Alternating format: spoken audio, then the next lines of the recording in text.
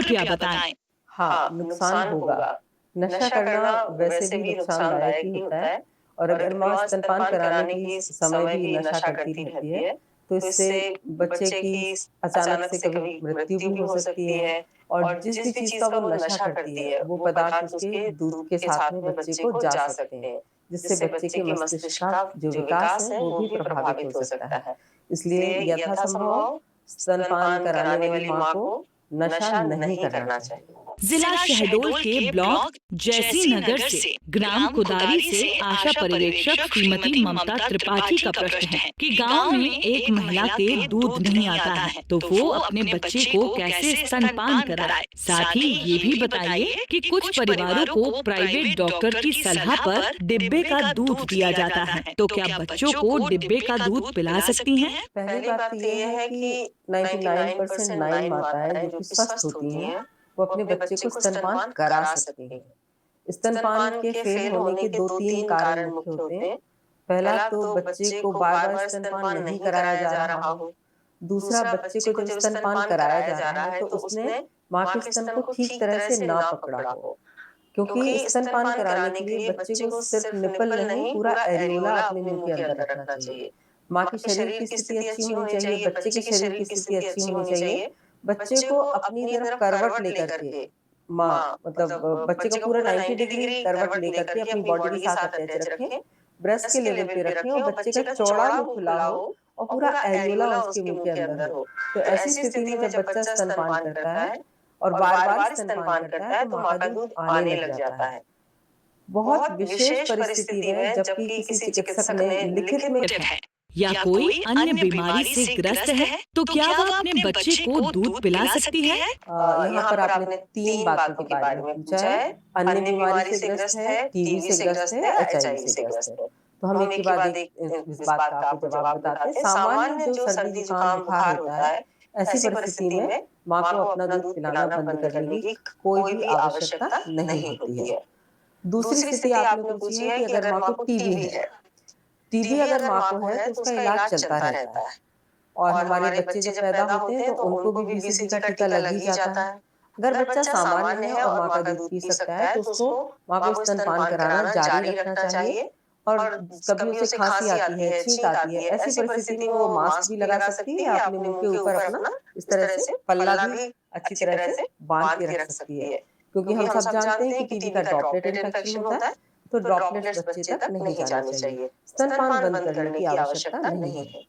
HIV के cases में माँ को ये सलाह दी जाती है कि वो एक्सक्लूसिवली ब्रेस्ट फीड कराए बच्चे को, मिक्स्ड ब्रीडिंग बिल्कुल ना कराए और लगातार उसकी जो एआरटी चल रही है वो एआरटी की दवाई लेती रहे और बच्चे को भी एआरवी की दवा दी जाती है। मालूम होता है ये केस ऑलरेडी ट्रैक हो रहा होता है, तो चिकित्सकीय सहायता से बच्चे को दवाइयाँ देते जाना चाहिए।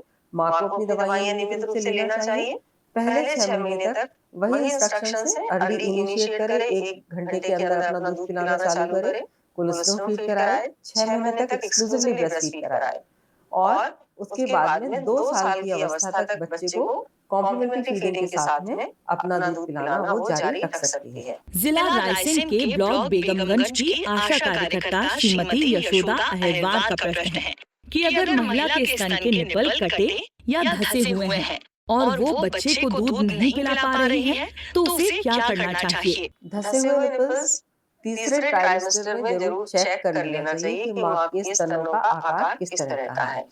धंसे निपल से बच्चा आसानी से दूध पी सकता है, लेकिन उसको अटैच होने में थोड़ी सी समस्या होती है, क्योंकि उसमें ये जो निपल है वो इस तरह से प्रोट्रूटेड नहीं होता है, वो इस तरह से होता है। इसको निपल को प्रोट्रूड करने के लिए सिलिकॉन के निपल शील्ड्स बाजार में मिलते हैं, उसकी सहायता ली जा सकती है और उसकी सहायता से बच्चे को अटैच करें और थोड़े दिन में फिर ये यहाँ की जो स्किन होती है ये बहुत ही ज़्यादा इलास्टिक होती है, तो निपल बाहर निकल भी आता है, तो बच्चा डायरेक्टली भी दूध पी सकता है। दूसरी बात है कि अगर निपल कटे हैं, इससे स्पष्ट रूप से पता पड़ता है कि जब बच्चे को दूध पिलाया जा रहा था तो माँ की और बच्चे की शारीरिक स्थिति में भी गड़बड़ हो सकती है और बच्चे का स्तन पे अटैचमेंट गलत हो सकता है। मैं आपको बताना चाहूंगी कि अगर ये निपल है और ये एरियोला है, तो बच्चे को बड़ा मुंह खोल करके नीचे का होंठ बाहर की तरफ मुड़ा होगा और पूरा एल्वियोला मुंह में लेना चाहिए और स्क्वीज सॉलो इस विधि से दूध पीना चाहिए। अगर बच्चा निपल पे अटैच होता है तो निपल में कट्स लग सकते हैं। ऐसी स्थिति में घबराने की जरूरत नहीं है, अटैचमेंट को सही करें, बॉडी पोजीशन ठीक करें और बच्चे को दूध पिलाते रहें। और अगर जो कट्स लग गए हैं तो उसके जो पीछे वाला दूध रहता है, जब बच्चा दूध पी ले तो आखिरी का जो दूध होता है उसको ही उस कट्स पर लगाया जा सकता है। इससे कट्स आसानी से हील हो जाते हैं। जिला छिंदवाड़ा के ब्लॉक पंडरी कला से आशा पर्यवेक्षक श्रीमती संध्या माने का प्रश्न है कि एक महिला के स्तन में गांठ हो गई थी और उसको निकलवाने के बाद क्या मां बच्चे को उसी स्तन से दूध पिला सकती है? साथ ही ये भी बताएं कि सीजर से डिलीवरी होती है तो 1 घंटे तक किसी महिला को होश नहीं आता, तो डॉक्टर बच्चे को ऊपरी दूध पिलाने की सलाह देते हैं। क्या ये सही है? गांठ की स्थिति में गांठ का ऑपरेशन अगर हो चुका है तो उस स्तन से दूध पिलाया जा सकता है। गांठ का ऑपरेशन होने के बाद में अगर हीलिंग पूरी नहीं भी हो पाई है और अगर मदर लैक्टेट कर रही है तो उस दौरान भी मां को अपने स्तन को खाली करते रहना चाहिए। कभी भी किसी भी स्थिति में अगर कोई छोटा मोटा ऑपरेशन हुआ है तो ब्रेस्ट फीडिंग को रोकना नहीं चाहिए। सीजर सेक्शन के केस में पहली बात तो ये है कि माँ पूरी तरह बेहोश नहीं होती है। आजकल जो एनेस्थीसिया की प्रक्रिया है उसमें माँ थोड़ी सी मतलब सब कॉन्शियस हो सकती है और ऐसे समय पर भी 1 घंटे के अंदर बच्चे को माँ का दूध पिलाना शुरू करना जरूरी है।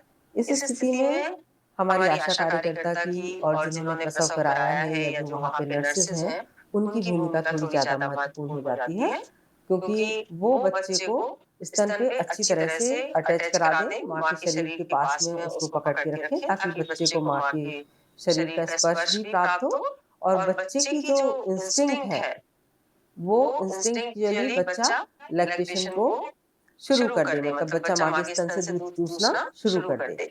प्रारंभिक 2-3 फीड्स जो होते हैं उसमें कोलोस्ट्रम की मात्रा काफी कम आती है, लेकिन ये बहुत महत्वपूर्ण होते हैं क्योंकि जैसे ही प्रसव के बाद 1-1.5 घंटे का समय गुजर जाता है तो बच्चा सो जाता है और फिर वो 2-3 घंटे तक जागता नहीं है, तो फिर अर्ली इनिशिएशन डिले हो जाता है और जिससे बच्चे को दूध मिलने में परेशानी हो सकती है।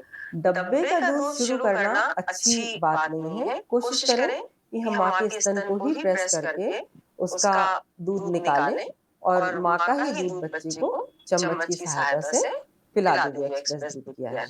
तो अपेक्षा है कि हमारी आशा बहनों को इससे निश्चित रूप से बहुत सहायता मिलेगी। तो आज के आशा संवाद में हमने सीखा कि मच्छरों के प्रजनन को रोकना, व्यक्तिगत सुरक्षा के उपाय अपनाना तथा बुखार या अन्य लक्षण दिखने पर बिना देरी किए स्वास्थ्य संस्था में जांच एवं उपचार कराना मलेरिया एवं डेंगू से बचाव का सबसे प्रभावी उपाय है। इसी विश्वास और आशा के साथ हम जल्द ही अगले एपिसोड में एक नए विषय के साथ आपसे फिर जुड़ेंगे। हमारे सभी वरिष्ठ अधिकारियों तथा आप सभी के सहयोग के लिए धन्यवाद। नमस्कार। कृपया YouTube चैनल को सब्सक्राइब करें, जिससे संवाद की प्रक्रिया से सरलता से जुड़े रह सकें।